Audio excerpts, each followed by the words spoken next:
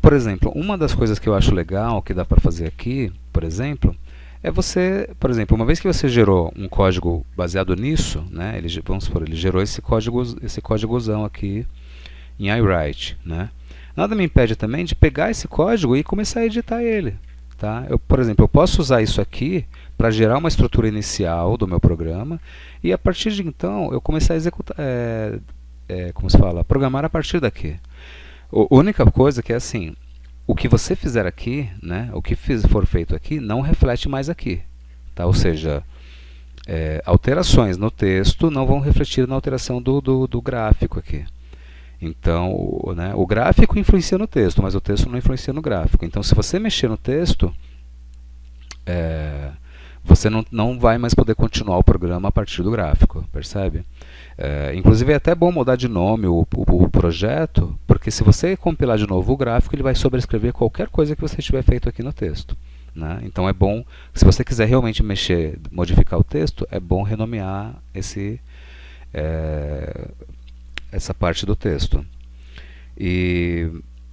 Então, mas ela pode servir como um belo ponto de partida, né? Você cria um programa simples aqui, de repente, ou um corpo aqui de um programa, e aí você continua editando aqui. É um jeito também de utilizar essa ferramenta, né? Por exemplo, eu fiz aqui um programinha que eu tinha começado, tem um outro programa que eu fiz aqui, que é para justamente testar a leitura do indicador, né? Ou seja, eu queria fazer com que o indicador usasse uma balança, um WT21 no caso, né, como uma... eu queria que ele lesse o WT21, né? Então o que eu fiz? Eu vim aqui num programa que eu chamei aqui, deixa eu ver. Eu comecei a criar o programa, acho que chamei de ler indicador. Não. Timer1.trip. Ó, olha só o que eu fiz, ó. Eu fiz um negocinho de nada aqui, ó. Só fiz assim, ó, start, read serial, né? Display message. Ler serial e mostrar uma mensagem. Aí a partir disso eu compilei e ele gerou ali o código fonte para mim, que foi esse programa aqui, ó. Deixa eu ver qual que é, ler indicador. Ó, eu até renomeei depois, né? Mas eu vou pegar esse ler indicador 2. Tá. O que ele fez? Ele me gerou todo um esqueleto aqui do programa, né? E aí eu só preciso, para fazer ele ler o indicador WT21, eu só precisei modificar 3 rotinas aqui, né? Eu precisei modificar o seguinte, ó. Uma delas foi essa, né? Quer dizer, foi essa aqui do timer1.trip. Deixa eu colocar um bookmark aqui. Aí, o que mais que eu mexi? Eu tive que mexer aqui nesse port 1 char received, né? Ou seja, caractere recebido na porta serial 1. Deixa eu ver se teve mais alguma coisa que eu mexi. Né? Mas veja, tudo isso aqui ele já fez pra gente, tá? Ele já deixou isso aqui escrito. Eu poderia descartar isso completamente, ou, como eu fiz, eu não descartei, eu aproveitei e só modifiquei algumas coisinhas, entendeu? Mas a gente poderia ter escrito esse programa de um outro jeito, totalmente diferente, né? Mas, vou aproveitar que ele dá essa ferramenta aí que permite a gente criar pelo menos o esqueleto do programa, já é um bom adianto, viu? Tem essa rotina aqui de ler porta serial, mas essa aqui eu acho que eu nem aproveitei, eu não precisei mexer nessa. Tá? Eu mexi mais nessa aqui, ó. Port 1 char received, né? Ou seja, caractere recebido na porta 1. O que eu tive que fazer aqui, ó? Deixa eu ver.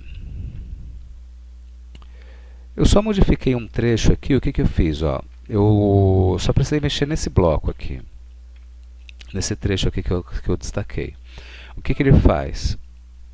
Ele basicamente, deixa eu até aumentar aqui o tamanho do bloco, do texto, né, para facilitar. Basicamente, eu só mexi o seguinte aqui, ó. Eu percebi que ele tinha uma string aqui, ó, é uma string de dado recebido, né? O que eu fiz, ó, deixa eu, só para poder explicar isso, ó, que eu fiz aqui, ó? Eu reparei que na rotina, que ele chama aqui de ler serial, né, ele tem uma string de dado recebido, né, e uma outra string que ele chama de... cadê?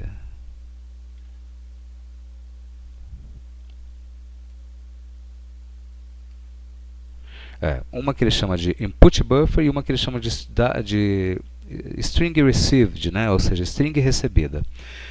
Isso aqui ele está usando só como uma espécie de semáforo, para dizer o seguinte, ó, se ele não recebeu ainda a string, ou seja, se ele não... aliás, aqui na verdade está dizendo o seguinte, se ele já recebeu a string e o buffer for diferente de vazio, digamos assim, né, ele pode executar essa rotina. Do contrário, significa que ele ainda não, que ele ainda está executando essa rotina, então ele não executa novamente, né? Ou seja, é um semáforo aqui, né? Mas eu percebi que esse tal de input buffer ele usa como sendo justamente o buffer de entrada, né? Como diz o nome, é onde vai conter aqui o dado que ele recebeu, né? E aí o que eu fiz aqui, ó? Para ele poder ler o WT21, eu só coloquei uma seguinte regra aqui, que é assim, ó, imagina que a hora que ele começou a ler, né, a hora que ele mandou ler o WT21, imagina que a transmissão estava na metade do caminho, né? Então, se a transmissão já estava na metade, ele tem que, a hora que ele chegar no CR, que seria o que ele está usando aqui como limitador, né, da string, ele tem que verificar. Ele fala assim, olha, o meu buffer de entrada é igual a 16, porque é o seguinte, se chegou no caso do WT21, ele manda um total de 18 bytes, incluindo o CR e o LF. Então, quando chega no CR, significa que ele já tem que ter recebido os 16 primeiros bytes, né? Se ele chegou aqui e já recebeu 16 bytes, ele vai falar, olha, beleza, então esse dado ele é válido, né? Pode parar de ler a porta serial por enquanto e pode dizer que eu já recebi o meu dado. Do contrário, o que ele faz? Se ele chegou no CR e o buffer ainda não tem 16 bytes, então quer dizer que essa transmissão está incompleta, né? O que ele faz? Ele descarta o que ele recebeu até esse momento e simplesmente ele continua lendo o resto, tá? E aí quando chegar no CR novamente, né, aí sim ele já vai estar com os 16 bytes e aí ele vai aproveitar essa informação, tá? Então eu só tive que mexer nisso, ó. Eu mexi nessas linhas aqui, tá? Antes como é que estava? Antes ele estava só isso aqui, ó. Ele estava só esse tudo isso que está aqui, né? Tudo isso que está aqui, ó, era só isso aqui.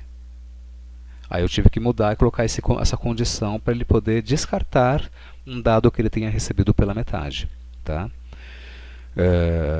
Isso foi nessa função, né? Nessa função port1 share received, que seria, né, caractere recebido na porta com 1. E aqui, que mais? O timer1.trip, né? O timer1.trip eu acabei escrevendo, tá? O que ele tinha que... Quer dizer, escrevendo não, ele já tinha colocado o timer1.trip.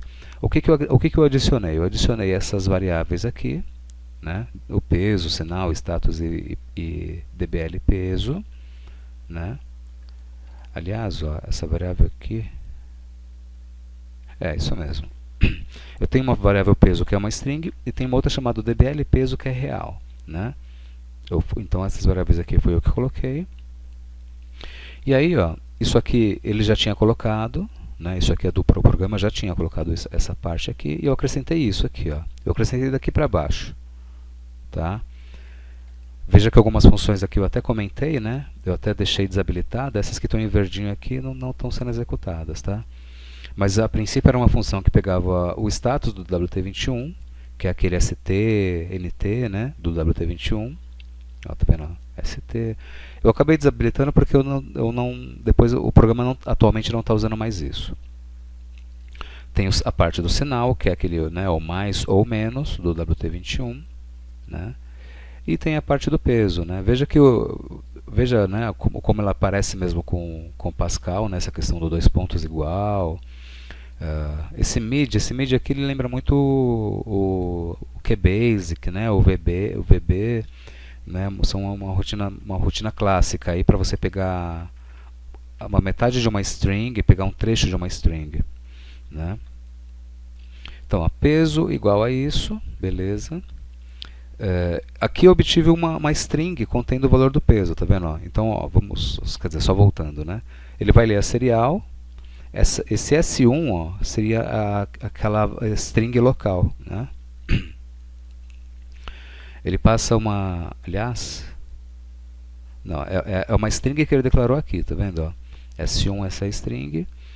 E aí ele mandou aqui para a função ler serial e a função salva dentro dessa variável o valor da string que ele recebeu na porta serial. Então o meu sinal aqui do peso vai ser o caractere 7, né, que começa na posição 7. Eu leio um caractere apenas, né? E o peso começa na posição 8 da string e eu estou lendo 7 bytes. Tá? E aí, o meu peso real, né, ele vai ser, eu uso essa função aqui, a string to real, eu junto o sinal com o peso. Né, vai ficar assim, ó, mais 20 kg, menos 30 kg. Ele junta isso e transforma numa string. E aí eu tenho uma função aqui que chama submitData. O que é a função submitData? Ele alimenta dados para uma balança do indicador. Tá? É curioso que a função do indicador quer dizer, lá no indicador a gente pode cadastrar uma balança, eu vou mostrar daqui a pouco, né? A gente pode cadastrar uma balança e dizer que a fonte de dados dessa balança é um programa interno, né? Aliás, um programa do usuário, né? E aí, para alimentar os dados dessa balança, a gente usa essa função submitData. Aqui eu estou dizendo que eu estou mandando dados para a balança 2, aqui eu estou mandando o peso, estou dizendo que o peso é bruto, né, é peso bruto, eu poderia dizer que ele é peso líquido, né, ou que ele é uma tara. Aqui eu estou dizendo que a unidade é quilograma, e aqui eu estou dizendo que a minha tara é 0 quilos. Né, eu poderia ter mandado se eu tivesse o valor da tara, né, variável, eu poderia transmitir aqui. Tá?